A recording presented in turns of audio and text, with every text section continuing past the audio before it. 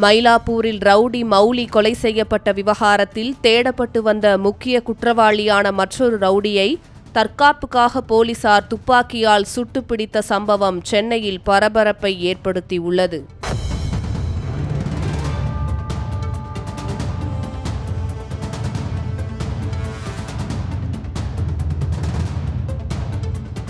சென்னை மயிலாப்பூர் விசாலாட்சி தோட்டத்தை சேர்ந்தவர் 24 வயதான ரவுடி மௌலி. இவர் மீது ஏற்கனவே பல்வேறு வழக்குகள் நிலுவையில் உள்ளன.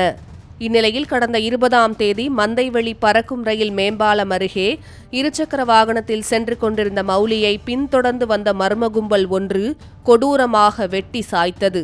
தகவல் அறிந்து வந்த அபிராமபுரம் போலீசார் உயிருக்கு போராடி கொண்டிருந்த ரவுடி மௌலியை மீட்டு ராயப்பேட்டை அரசு மருத்துவமனையில் அனுமதித்தனர். அங்கு தீவிர சிகிச்சை அளிக்கப்பட்டு வந்த நிலையில் சிகிச்சை பலனின்றி மௌலி நேற்று பரிதாபமாக உயிரிழந்தார். இந்த சம்பவம் தொடர்பாக அபிராமபுரம் போலீசார் தீவிர விசாரணை மேற்கொண்டனர். விசாரணையில் முன்விரோதம் காரணமாக மயிலாப்பூர் பகுதியைச் சேர்ந்த கௌதம், விஜயகுமார் உள்ளிட்ட 6 பேர் கொண்ட கும்பல் இந்த தாக்குதலை நடத்தியது தெரியவந்தது.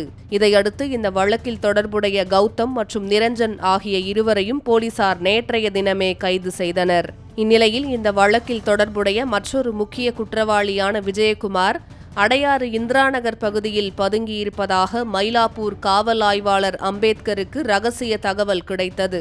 இந்த தகவலின் அடிப்படையில் இன்று அதிகாலை 5 மணி அளவில் ஆய்வாளர் அம்பேத்கர் தலைமையிலான தனிப்படை போலீசார் சம்பவ இடத்திற்கு விரைந்து சென்று விஜயகுமாரை வளைத்து பிடிக்க முயன்றனர்.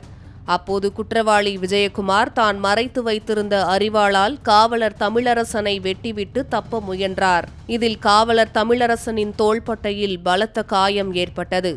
இதையடுத்து சுதாரித்துக் கொண்ட ஆய்வாளர் அம்பேத்கர் தற்காப்புக்காகவும் குற்றவாளி தப்பி செல்லாமல் இருக்கவும் தனது துப்பாக்கியை விஜயகுமாரின் இடது முழங்காலில் சுட்டு பிடித்தார். தற்போது துப்பாக்கி சூட்டில் காயமடைந்த ரவுடி விஜயகுமார் மற்றும் அரிவாள் வெட்டில் காயமடைந்த காவலர் தமிழரசன் ஆகிய இருவரும் ராயப்பேட்டை அரசு மருத்துவமனையில் அனுமதிக்கப்பட்டு சிகிச்சை பெற்று வருகின்றனர். பிடிபட்ட விஜயகுமார் மீது ஏற்கனவே 2 கொலை முயற்சி வழக்குகள் உள்பட 10க்கும் மேற்பட்ட குற்ற வழக்குகள் நிலுவையில் இருப்பது குறிப்பிடத்தக்கது. சென்னையில் பட்டப்பகலில் நடந்த கொலைக்கு காரணமான குற்றவாளியை 24 மணி நேரத்திற்குள் போலீசார் துப்பாக்கி சூடு நடத்தி பிடித்துள்ள சம்பவம் ரவுடிகள் மத்தியில் கலக்கத்தை ஏற்படுத்தியுள்ளது.